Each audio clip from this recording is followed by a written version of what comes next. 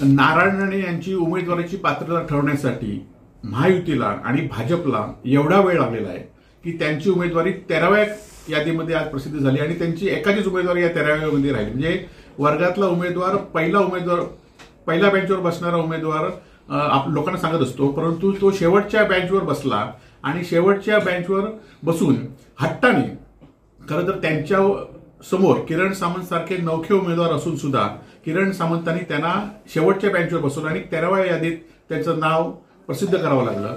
त्यामुळे राणेंची पात्रता भाजपमध्ये केवढी आहे, महायुतीमध्ये केवढी आहे हे जनतेने ओळखलेलं आहे।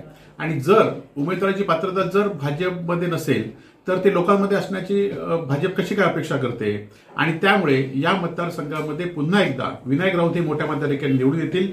राणेंना उमेदवारी ही राणेंनी हट्टाने घेतलेली आहे उमेदवार आहे, त्यांच्या 2 मुलग्यांच्या राजकीय करिअरसाठी ही उमेदवारी घेतलेली आहे। आणि खरं तर सिंधुदुर्ग जिल्ह्यामध्ये पुन्हा एकदा राणे आणि त्यांचे 2 मुलगे याच्यासाठीच राणे राजकारण करतायत हे आता सिद्ध झालेलं आहे।